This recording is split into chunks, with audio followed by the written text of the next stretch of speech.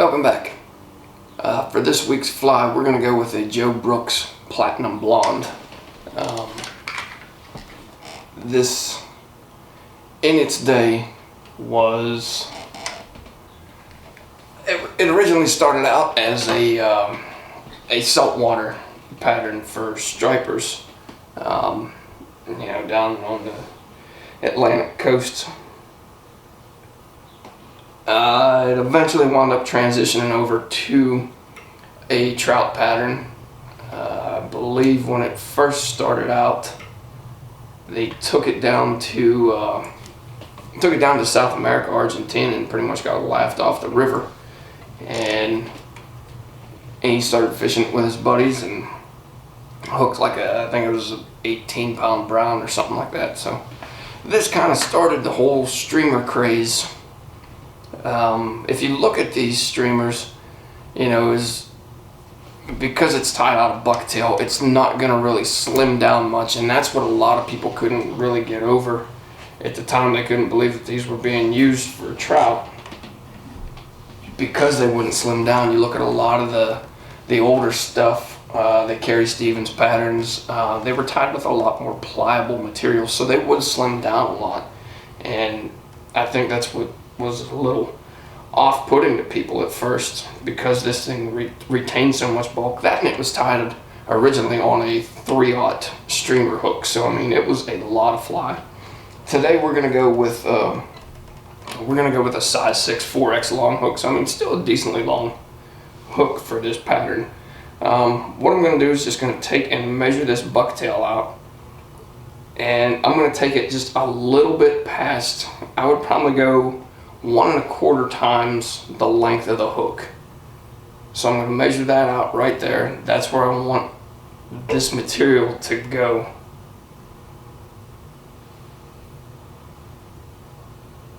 And then I'm going to tie this from the very start. So just get one nice loose wrap right there. I'm going to tie this from the front of the hook. And I'm going to do this mainly just to retain the bulk and to eliminate having a bump in the back. So just make some nice loose wraps all the way to the back,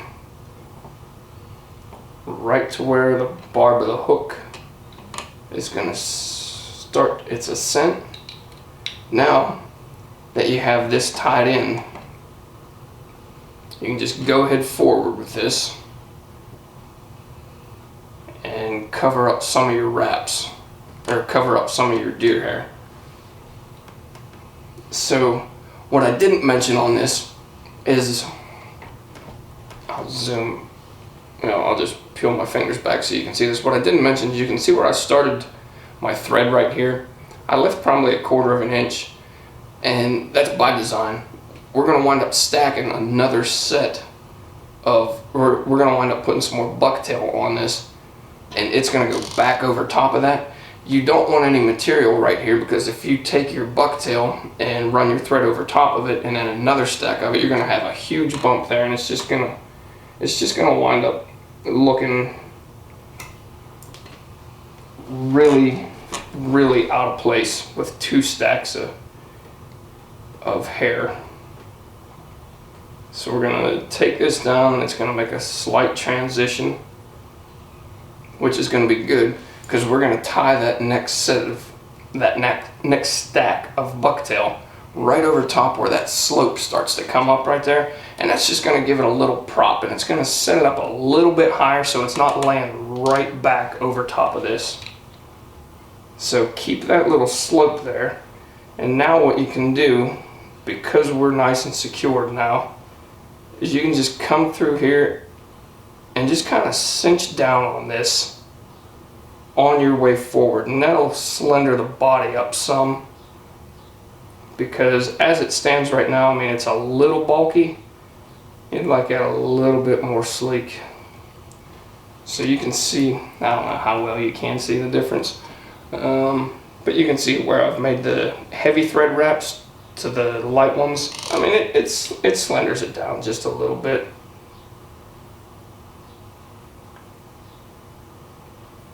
So just work these right through here.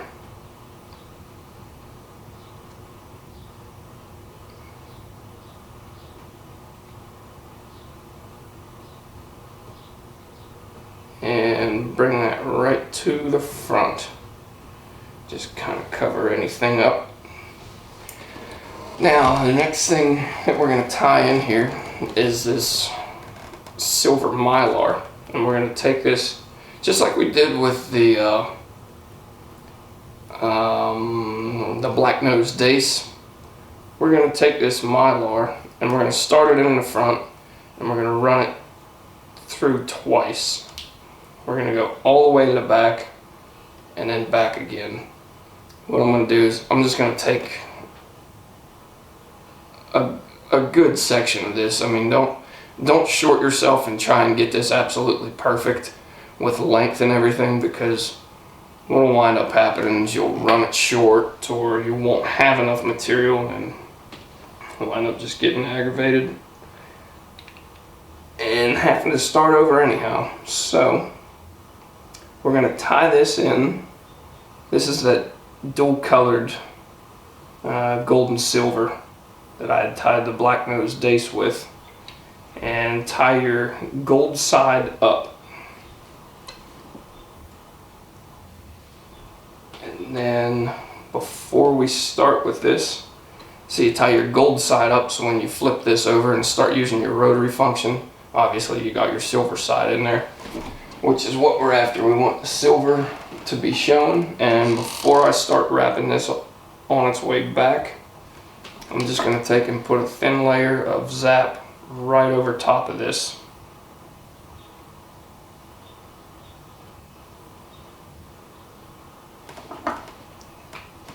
Get that set in,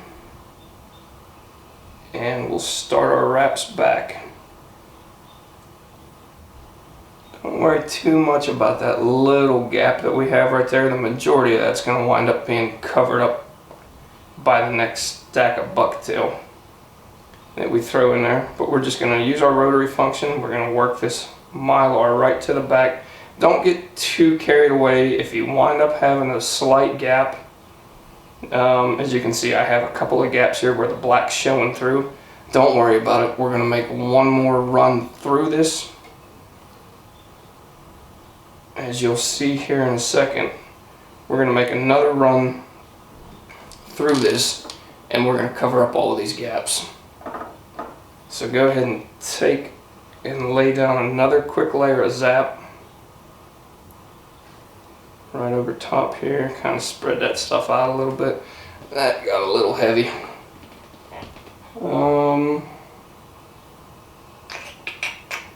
That got a little heavy. Yeah. Here we go. I'm going to take a fly I messed up earlier. I'll use that to clean up. I messed that one up.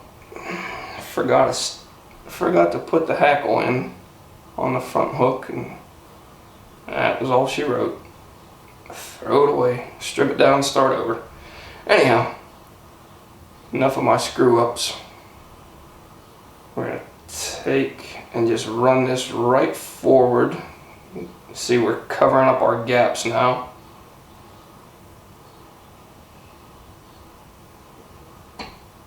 And these ones right here in the front I'm not overly concerned with, because like I said, that's all going to wind up being covered up by the white bucktail anyhow.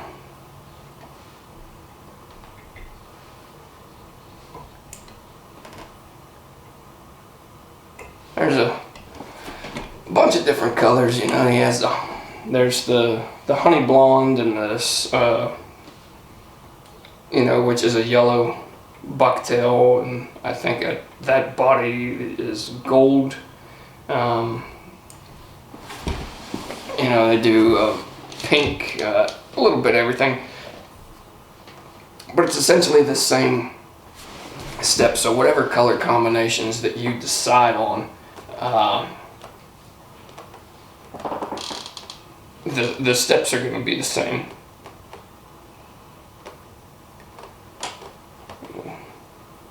I was reading one of Joe's books, I can't remember which one it is. I don't know, I have a couple of them. I was going through it, but him and Dan Bailey, Joe loved fishing the Yellowstone out here in Montana. He's actually actually buried just outside of Livingston, I believe, of Paradise Valley. But him and Dan Bailey fished this pattern a lot back in the 70s, 80s. I think 80s. I can't remember. I'd have to go back and reread the book, but I know for sure like 60s, 70s, that time frame. They fished this pattern a ton, and I would have loved to have seen the fish that they had put down before it got just overrun with fishermen out here. And I mean, it's not bad in comparison to some places, but you are starting to notice a decent amount of crowds and everything, mainly tourist season. But I would have loved to have seen just the landscape back then, just absolute solitude. But anyhow, we're going to take and measure this out, and we're going to take it almost, I would say 3/4 of the way past, or 3/4 of the way back the tail. And this is just going to be our quick overwing that we're going to throw in here. And then this fly is going to be finished after some thread wraps. This one, I get a little bit bulkier than I do the tail. Go ahead and cut this off at an angle and just set this down right over top. And this is going to wind up having a pretty prominent head in the front. So you can see, I mean, that 1/4 of an inch that we left,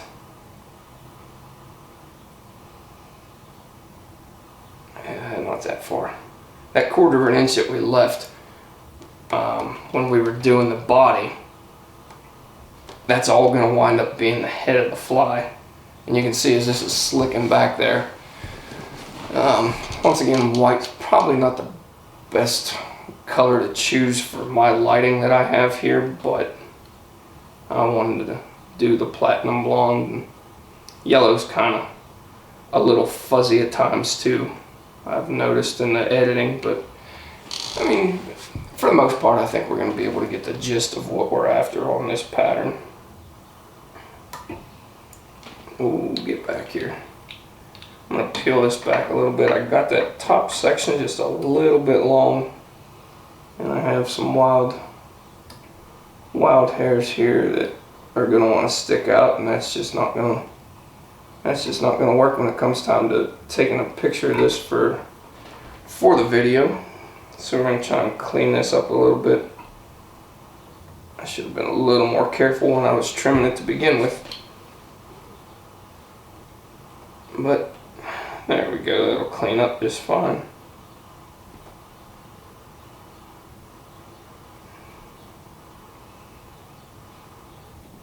And we're going to call that good. And we'll just take a quick whip finish on this. I'm going to throw 2 in there. And then the last thing that we're going to do is, I believe originally they used like a lacquer. I don't know for certain what material they used to finish this head up, but what I'm going to do is I'm just going to take, if I can find it, just some clear nail polish and throw this right over the top. It's going to give it a little bit of a sheen, kind of make it a little shiny, and if you want you can paint some eyes on the thread and everything. I'm going to omit that step, and I'm just going to throw this polish on there, and it's going to give it a nice clean finish. It'll eliminate the individual thread wraps that you can see, and it just kind of makes it look like one solid. Hold on here, I'm trying. It eliminates the individual thread wraps, and it just looks like a solid bullet head. Kind of like what we have these days with the cone heads and all of that stuff. but it just makes it look like a solid piece. Not that it makes a damn bit of difference, as usual, but aesthetically, it looks a little bit better. But there it is. There is Joe Brooks Platinum Blonde. Quick video, simple pattern, effective pattern. We're gonna get into a couple of the variations off of this. We're gonna go into Kelly's Stacked Blonde, and I think there was one or two others that I had in mind. I'd have to check my list over there. But anyhow, we're gonna get to them. But thanks again for watching, and we'll catch you next week's fly.